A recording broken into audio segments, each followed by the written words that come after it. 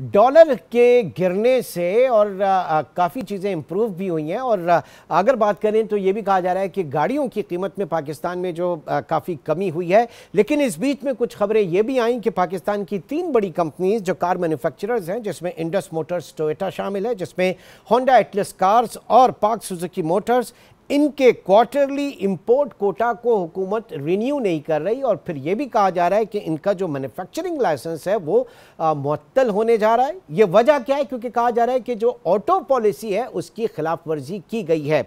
ये क्या खबर है? क्योंकि इसको बारहा इस बात से भी जोड़ा जा रहा है कि पाकिस्तान में मौशी हालात इतने ख़राब हो चुके हैं कि ये कंपनियां अब यहाँ से काम करने में इंटरेस्टेड नहीं है। यकीनन ऐसा नहीं है। असल हकीकत क्या है ये जानेंगे। इस वक्त हमारे साथ मौजूद हैं मौशी तजियाकार और चेज सिक्योरिटी से आपका ताल्लुक़ है, यूसुफ मोहम्मद फारूक साहब। बहुत शुक्रिया यूसुफ आपके वक्त का। सबसे पहले तो ये बताइए कि ये मामला क्या है? ये कंपनीज जो हैं इनके जो बात की जा रही थी कि मैन्युफैक्चरिंग लाइसेंस जो है वो या इनका कोटा जो है वो रिन्यू नहीं किया जा रहा, वजह क्या है? अस्सलाम वालेकुम इमरान साहब, थैंक यू आपने बुलाया। देखें 2021 से 2026 तक की जो ऑटो पॉलिसी थी उसके हिसाब से कोई भी ऑटो मैन्युफैक्चरर जितना भी साल में इंपोर्ट करता है उस वैल्यू का 2% उनको एक्सपोर्ट करना था। 2023 में 4%, 24 में 7% और फिर 10% आगे सालों में जाते हुए। तो हुआ ये है, यहाँ पे रुकिए एक सेकंड। जो आप इंपोर्ट करते हैं, ज़ाहिर है कि इंपोर्ट करते हैं पुर्जाजात के, तो मैन्युफैक्चरर्स यहाँ पे एक समझ लें कि असेंबलर्स है ना, तो इनको बनी हुई गाड़ियाँ एक्सपोर्ट करना थी पाकिस्तान से। जी, जितनी इंपोर्ट वो करते हैं उसका 2% उनको एक्सपोर्ट करना था। अच्छा। 2023 के फाइनेंशियल ईयर में, और वो नहीं कर सके हैं। और वो इसलिए नहीं कर सके हैं क्योंकि उनके अपने ऊपर इंपोर्ट बैन्स लगे हुए थे और बिजनेस काफी ज्यादा डिस्टर्ब हुआ था पाकिस्तान में पिछले साल, जिसकी वजह से ये लोग जो है 2% एक्सपोर्ट नहीं कर सकते। वजह ये थी कि आपके रिजर्व्स कम हो रहे थे, इसलिए हुकूमत ने इंपोर्ट के ऊपर बैन लगा दिया था। तो ये हुकूमती एक पॉलिसी की वजह से नहीं कर पाए, राइट? जी। देखें, वैसे कोई बहुत ज्यादा एब्सोल्यूट या कंपैरेटिव कोई एडवांटेज पाकिस्तानी ऑटो कंपनीज के पास नहीं है, लेकिन उसके बावजूद हुकूमत ने उनको कहा था आप 2% एक्सपोर्ट कीजिएगा, और फिर बैन्स लगाने की वजह से उनका ही बिजनेस डिसरप्ट हो गया, तो वो बिल्कुल भी एक्सपोर्ट नहीं कर पाए पिछले साल।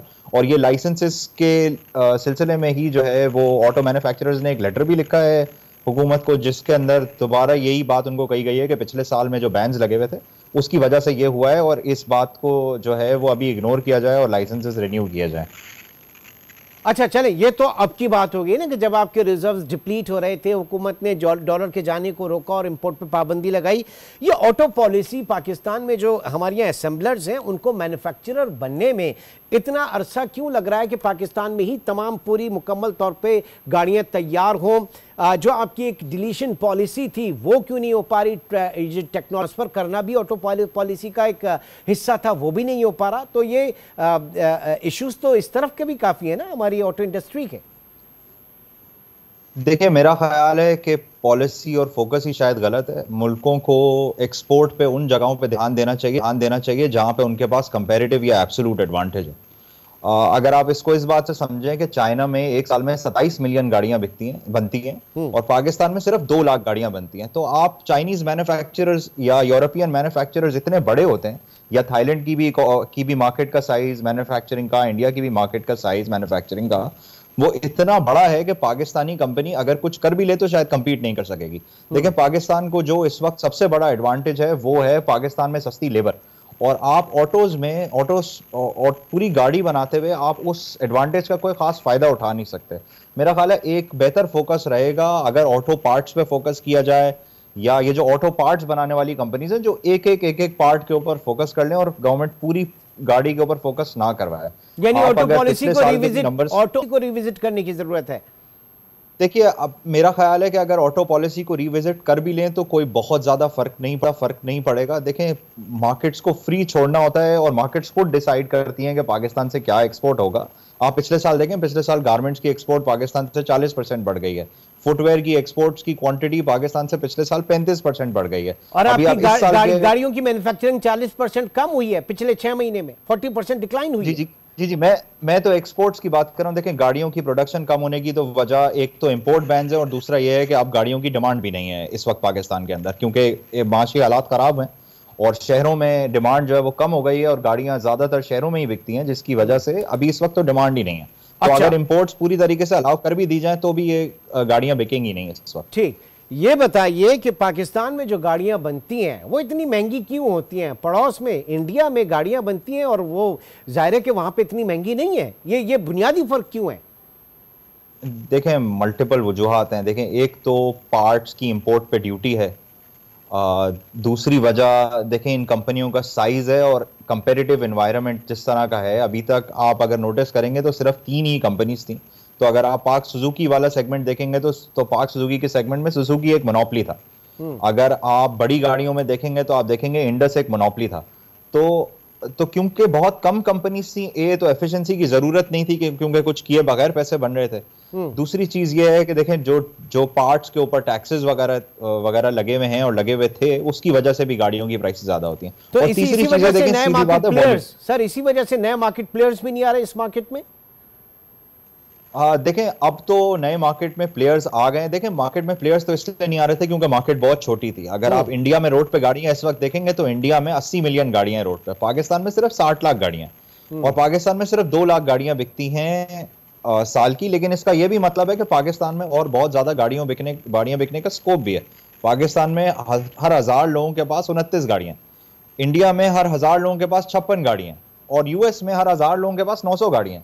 तो पाकिस्तान में गाड़ियां जाहिर है आगे बहुत ज्यादा बिक सकती हैं, लेकिन वो आहिस्ता आहिस्ता इनकम्स बढ़ने के साथ होगा, वो इस वक्त नहीं हो सकेगा। ठीक है। दूसरी चीज ये ऑटो फाइनेंस वगैरह जो है वो जितना मार्कअप बढ़ गया, महंगे पार्ट्स, इंपोर्ट पॉलिसी, डॉलर महंगा, ये सारी चीजें, ये कॉम्बिनेशन है जिसने इतने मसाइल पैदा किए। अब तो थोड़ा बहुत डॉलर में इसी वजह से कमी होने की वजह से कुछ प्राइसेस भी कम हो गई हैं। देखिए, पहली चीज तो यह है कि डॉलर जो है वो गवर्नमेंट के कंट्रोल करने की वजह से ही एक क्राइसिस आया। आपने 4 साल कंट्रोल किया जिसकी वजह से एक क्राइसिस आ गया। दूसरा देखें, सिर्फ इंटरेस्ट रेट नहीं है। देखें, एक तो गाड़ी महंगी हो गई, फिर इंटरेस्ट रेट बढ़ गया, तो लीज पेमेंट बहुत बड़ी बन गई। आप अगर पीछे का डेटा देखेंगे तो आप नोटिस करेंगे कि 30 से 40% जो गाड़ियां पाकिस्तान में बिकती थी पीक पे, वो लीज गाड़ियां होती थी। मतलब आप बैंक से लोन लेते थे और उस गाड़ी को खरीदते थे और कंपनी वो गाड़ी आपको बेचती थी, लेकिन आपने लीज कराई हुई होती थी। लेकिन सिर्फ इंटरेस्ट रेट नहीं बढ़ा है, कुछ और स्टेट बैंक ने रिस्ट्रिक्शंस लगाई हैं।